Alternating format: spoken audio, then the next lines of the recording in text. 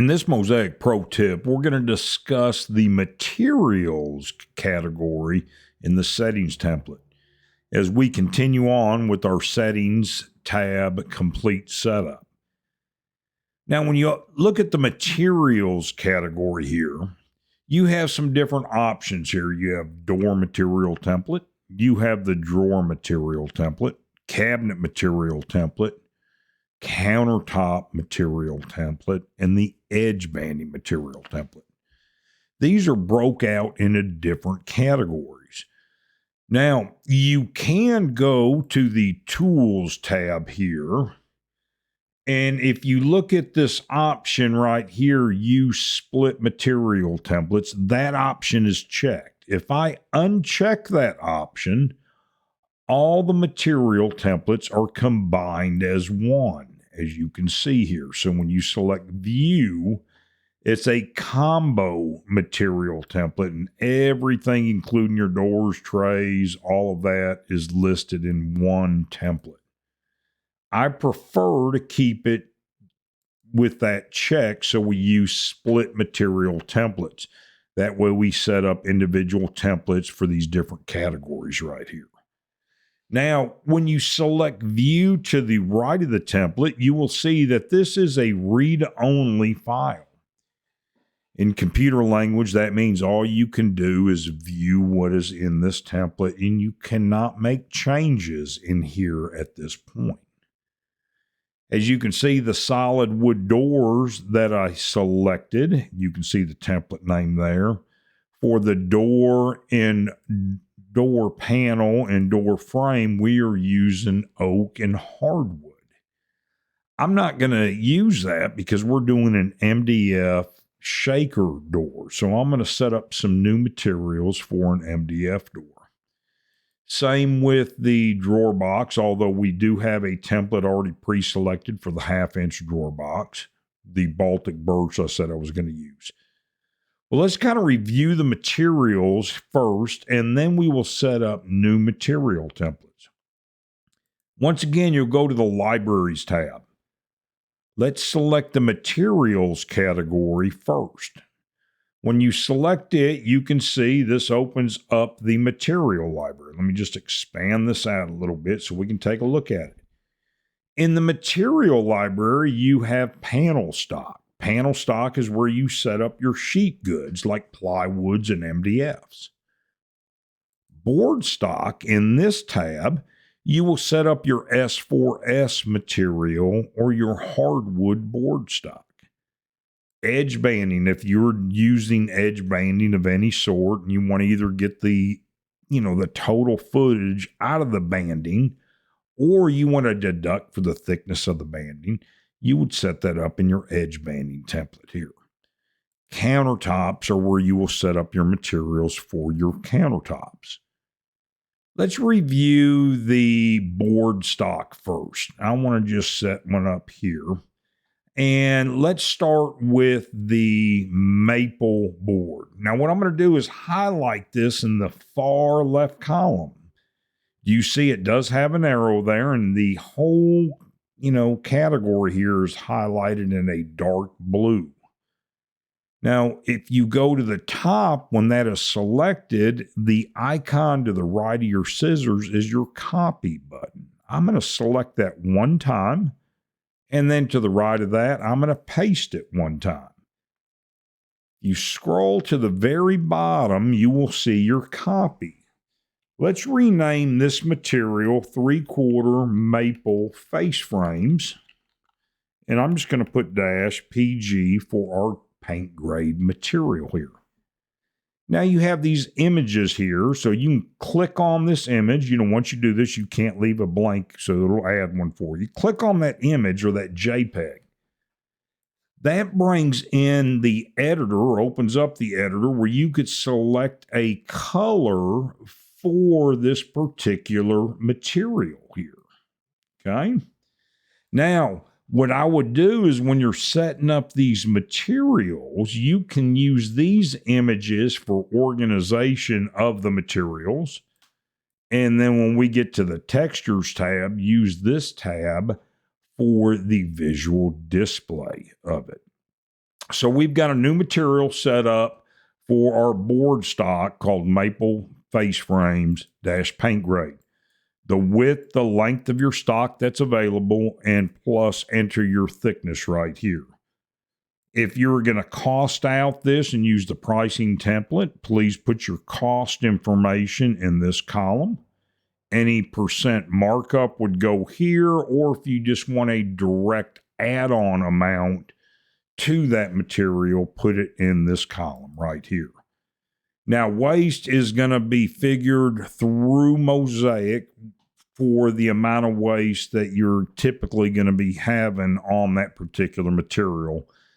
You know, S4S, we're going to enter a little bit higher waste to cut out knots and things like that. So I'm going to set that at 35%. Optimize. This section right here is if you have the CNC version or the manufacturing version with the optimizer and you want to optimize this material, check this box.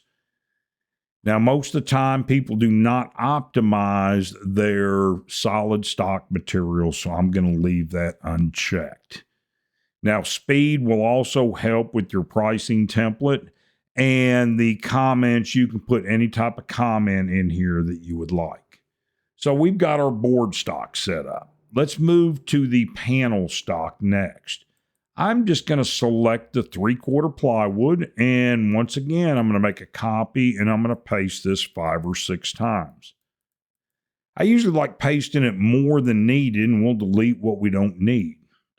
Go to the very bottom, you can see it down here. Now, in the panel stock, what I'm going to do is I'm going to use a pre-finished plywood, a birch plywood, for the ends and tops and bottoms, etc., that is one side finished. So I'm going to set up a new material called UV or 3/4 UV1. I'm going to call this birch ply. That material comes 48.5 for me to 96.5.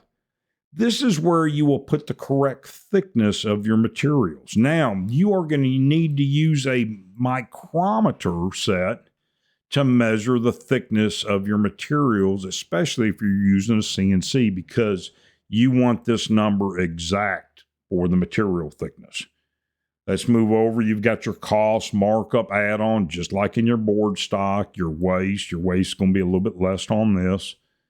Has grain. Now, plywood has grain, so I'm going to keep this checkbox checked. And the UV1 birch ply is not two-sided. It is only finished on one side, so I'm going to uncheck the two-sided checkbox. The width and length trim right here. What this will do is when this material goes to the optimizer to be cut on your CNC or to be laid out for your table saw cut, it will position the parts a 1/4 inch off of the material sheet edges. We call that the width and length trim. Nest is checked again to make sure this material goes to your optimizer. The speed is also helpful in your pricing, and you can put any type of comment for this material that you would like. Now let's set up a 3/4 UV2, and we're just going to do the same thing. Birch ply, 48.5, 96.5. I don't have my micrometers with me right now, and plus I'm not in front of my material, so I'm just going to leave these at 3/4. I am going to check the two-sided on this material because this is the material I'm going to be using for my adjustable shelves, vertical partitions, and my fixed shelves also. Now, the back of my cabinet, I'm going to make that material a 1/4 UV1 birch ply. I'm going to put a 1/4 inch back in this example that we're creating right now, and I'm going to uncheck the two-sided right here. So I've got the ends and bottoms, the tops, etc. I have your fixed shelves, adjustable shelves, the 1/4 inch back. I will use the this material for my stretchers, nailers, those type of items. The only other item I'm going to add is what we call a toe kick skin. Now, the skin will be installed after my cabinets are installed, and that is usually a 1/4 inch material. Okay? I am not going to nest that material. The reason I'm not going to nest it is because I'm going to want to send this material to the job site in the full 96-inch lengths or 95.5, etc. lengths, and I'm going to trim it to fit on the job site. Now, you can manually add these parts to the optimizer before you optimize the job, or you can cut these parts down on a table saw and send them out just like your crown molding. Now, if you highlight the next material, hold your shift key, highlight the last, and then that will highlight all the materials, and I'm going to select the red X at the very top. That will delete those materials right there. The next thing I'm going to do is go to the edge banding. I am going to select a veneer here. I am going to make a copy of this, and I'm going to paste this 4 times. Now, this first one, I'm going to call this unfinished veneer, and I'm going to put dash exterior. I am going to set the thickness of this veneer for 0 thickness right now. Now, the next one, I'm going to call this one pre-finished veneer dash interior. And I'm going to also set the thickness of that to 0. The reason I'm setting the thickness to 0 because I'm just using a very thin veneer right now on this cabinet build. And all I want to do is get the total linear footage out of this material. The next material I'm going to set up is going to be a unfinished veneer, and I'm going to call this doors. And the next one, I'm going to call this one unfinished veneer, and I'm going to call this drawer boxes. Now, here in just a little bit, I'm going to go over with you on why I set these up in these 4 different categories, and I'm going to set them all to a thickness of 0. Now, in the next template, or in the next video session, what we're going to do is we're going to go through and discuss setting up the actual material templates so we can use those in this template we are creating for future use.